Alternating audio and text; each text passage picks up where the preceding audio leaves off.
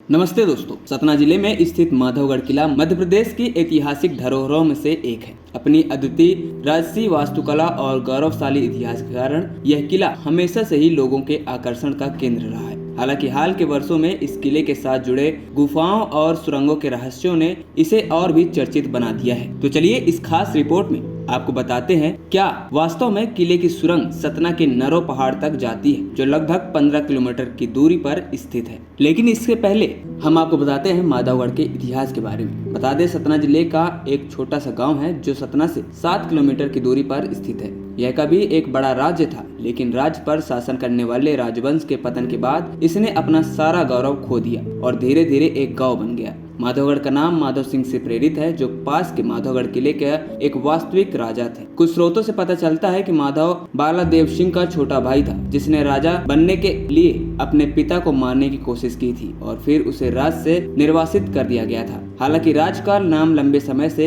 एक ही था, लेकिन राज्य में विभिन्न जानकार लोगों के अलग अलग विचारों के टकराव के कारण यह अभी भी आधिकारिक नहीं था। जब बाला के निर्वासित होने के कारण माधव सिंह राजा बने, तो उन्होंने माधवगढ़ नाम को आधिकारिक बना दिया। स्थानीय क्षेत्रों में यह अपने किले के लिए भी जाना जाता है। दोस्तों, आपको बता दें, माधवगढ़ किला लगभग 500 साल पुराना है और इसे माधव सिंह ने बनवाया था। किले का इतिहास राजपूत शासकों की वीरता और अदम्य साहस की कहानियों से भरा हुआ है। यह किला खासतौर पर 1787 मराठों के साथ हुए संघर्ष के लिए प्रसिद्ध है, जहां माधवगढ़ की सेना ने अपनी ताकत का लोहा मनवाया था। इस किले के संस्थापक माधव सिंह के पिता परिचिताप सिंह ने इस क्षेत्र पर 58 वर्षों तक शासन किया और उनके शासनकाल में किले की प्रतिष्ठा चरम पर थी। वहीं स्थानीय लोक कथाओं और किंवदंतियों के अनुसार इस किले के नीचे कई गुफाएं और सुरंगें छिपी हुई हैं। माना जाता है कि इन सुरंगों का इस्तेमाल युद्ध के समय बचने और दुश्मनों से सुरक्षित निकलने के लिए किया जाता था।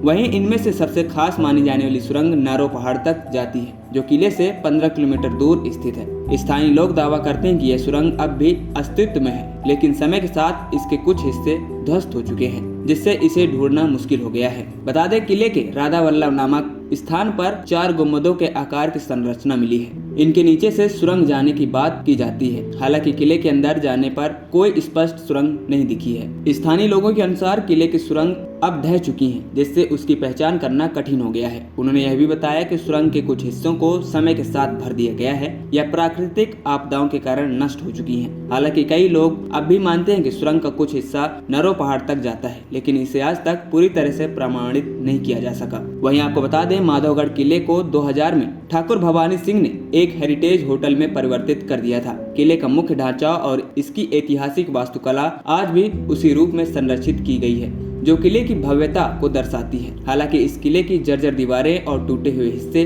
अब भी इसके प्राचीन वैभव की गवाही देते हैं। यह किला आज भी अपनी प्राचीन कहानियों, रहस्यमयी सुरंगों और गुफाओं के कारण सैलानियों को आकर्षित करता है। पर्यटक यहाँ न केवल इसके इतिहास का अनुभव करते हैं, बल्कि इसके साथ जुड़े कई रहस्यों को भी जानने का प्रयास करते हैं। दोस्तों, माधवगढ़ किला अपनी गौरवशाली विरासत और छिपी हुई गुफाओं के रहस्य के लिए जाना जाता है। लोगों की मान्यताओं के चलते सुरंग और गुफाओं का अस्तित्व हो सकता है, लेकिन समय के साथ वे या तो नष्ट हो चुकी हैं या उन्हें खोज पाना अब मुश्किल हो गया है। इसके बावजूद किले की रहस्यमयी कहानियां और ऐतिहासिक महत्व इसे मध्य प्रदेश के सबसे दिलचस्प स्थानों में से एक बनाते हैं। विंध्य दस्तक की रिपोर्ट।